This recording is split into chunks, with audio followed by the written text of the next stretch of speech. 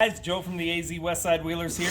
We're going to show you how to take and trim your stock inner fender wells, and make them work with most applications. We're going to be doing it with the Smittybilt flat fenders today, but you should be able to trim them very similar and make them work with whatever you have. Stick around for the video. We're going to show you how to do it.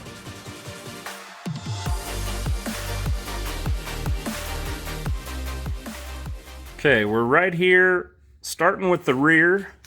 What you're going to need to do is there is 1, 2, 3, 4 plastic clips.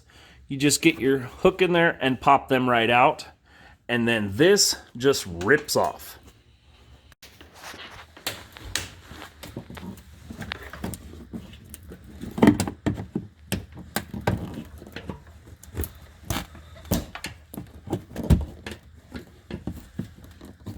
And so do you keep those clips, or do you have other ones that you put back in? You can try and keep them, but you can just buy them. That one we're just going to cut off.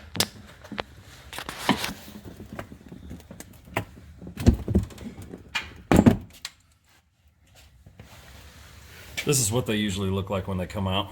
Those can actually be reinstalled, no problem. You can pick up a whole bag of them for a few bucks. Auto parts store, no problem. But I'm saving most of them. I was wrong, there's 6 clips. 2 up in the top, 1 on each side. And then the fun part.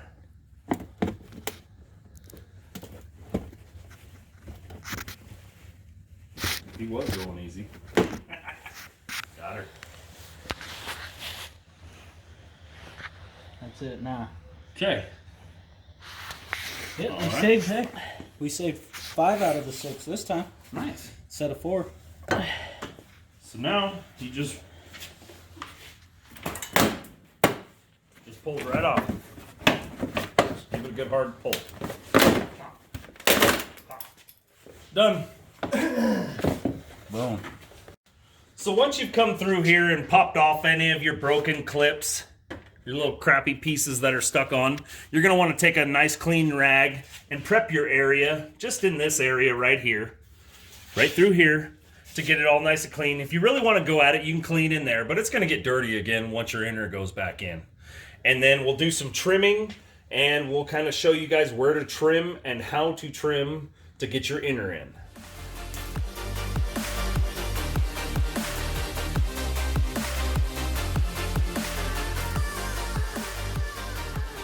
So now what we're going to do here is we're going to try and trim these rear inner fender wells to make them fit back on your Jeep.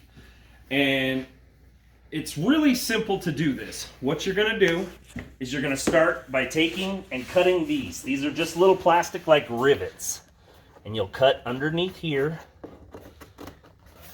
Don't worry about cutting the inner fender up right in here, because you're only saving from about here in. You're only saving this section. This is all going to be junk. If you don't care about the plastic fender, just hack the sucker off as quick and easy as you need to.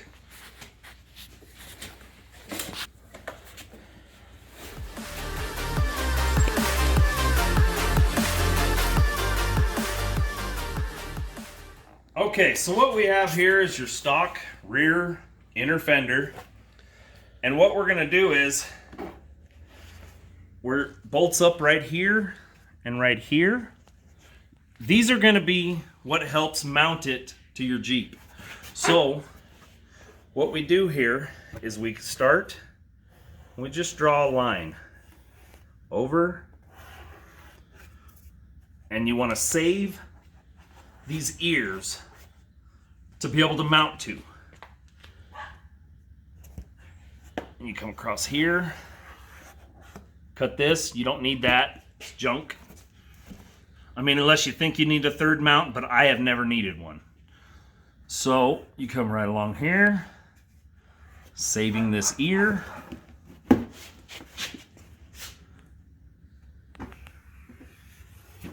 Down. And then you end up with a finished product like this. See these ears? You can trim them as flat as you want, and you can also trim this lip. There's a little bit of a lip we'll trim off. It trim it perfectly flat. You end up with a decent finished product. My recommendation before you put it on is to clean it and paint it with like a gloss black. It's super easy to keep clean. Also, you'll need to get 2 small self-tapping screws with a washer. The rest of it is just these push clips that came with it. These 1, 2, 3, 4 push clips that come with it. That's all you need to install it back. All you need is just a couple of small self-tapping screws to insert into here with a washer. And that holds it up. Nothing heavy, I mean, and they're just little plastic. Yep.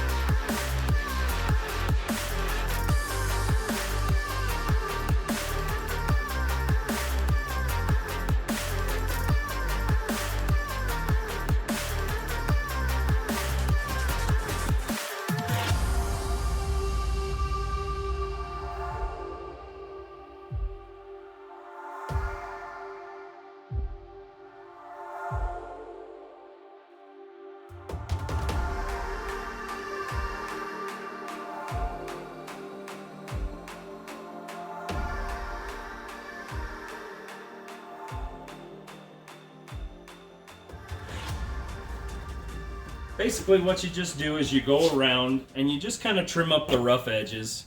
When you put it on the Jeep, you can final trim it if you need to make it fit flat and flush. But right now we're just kind of trimming up the nastiness and making it look like a nice clean uniform cut. Depending on what you trim it with, you might not have much of this to do at all.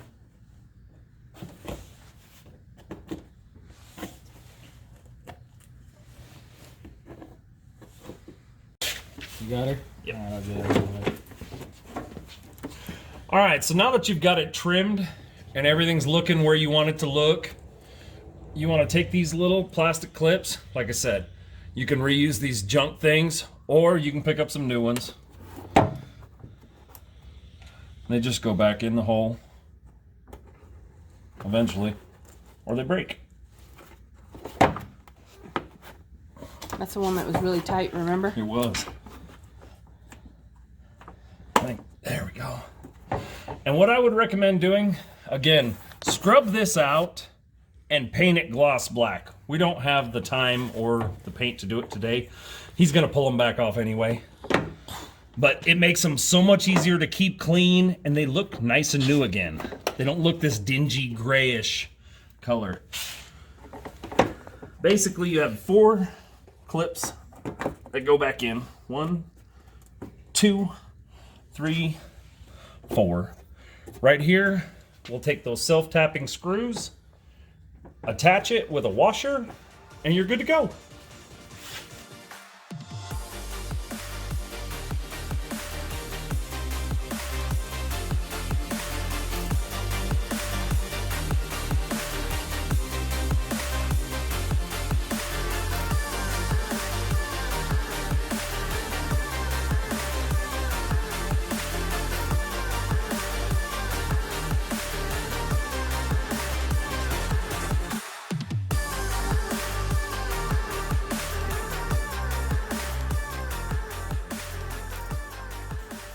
All right, so now we've moved on to the front and removing this front fender. What we're gonna have to do, there's several bolts up underneath here. One here, one here, one here, another one up under here. You'll remove all those bolts and then you just rip the plastic fender off just like you did the rear.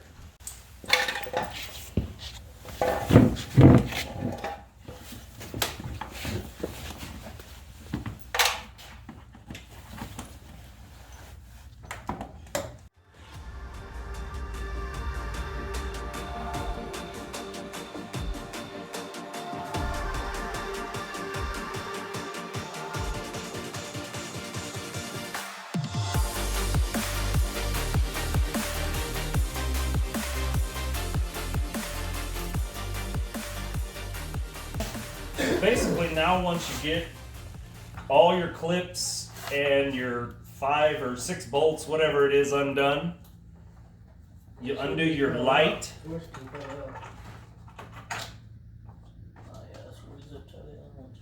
Yeah. I think it'd be easier for us just to get it once we get it off. Now,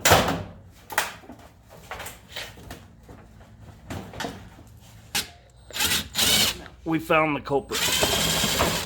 Up in that hole was one hidden screw. One hidden screw. And away we go.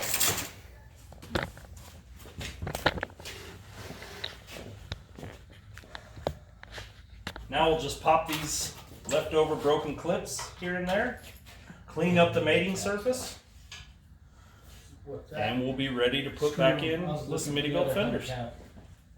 And we will also be ready to trim back the inner fender. So once you get the front inner fender well out, you'll pop one clip that will free it loose from this exoskeleton, and then you'll want to trim, leaving this hole for attachment. You're going to need to reuse that later.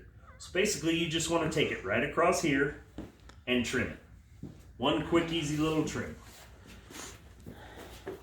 I'm good to trim it here. Yeah. And what do you do with the light? Throw it in the trash. Okay. No, you can actually try and retrofit it. I personally left it off. That's what I would do. When you retrofitted it, it didn't look right. It didn't, and when I went to a 37-inch tire, it crushed it. So, Right here? yep, just right across that line.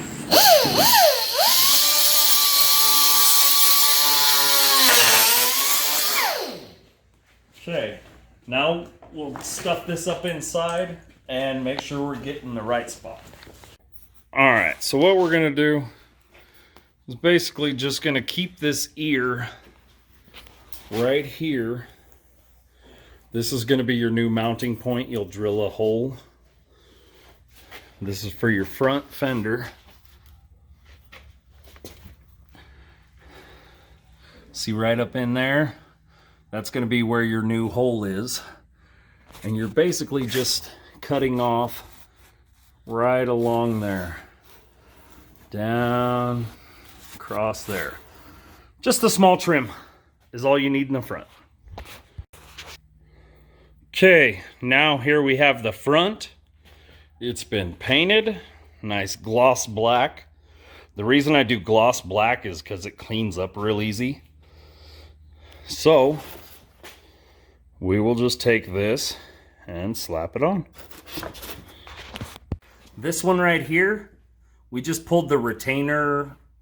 It's kind of like a clip that goes in right here that secures this. We just pulled that off, held it up on the back side of the inner fender well and secured it that way. You have that one, that one. This should have a stud style, but it's missing one. And it is secured there also. So that is how you trim your inner fender wells. Works in a pinch. It ain't the most perfect. It's nothing like a good skull crushers, but if you don't have the money for skull crushers, this is where it's at. All right, guys, so here we are. Finished product of the trimmed stock inner fender wells. Kind of hard to see in the video because they're gloss black, but they turn out really freaking nice. You can always hit this with some black paint if you want to, this whole section, and it'll just blend in seamlessly. You'll never even know it's there. Same thing with this. If you want to, you could always hit that with black paint and you'll never know it's there.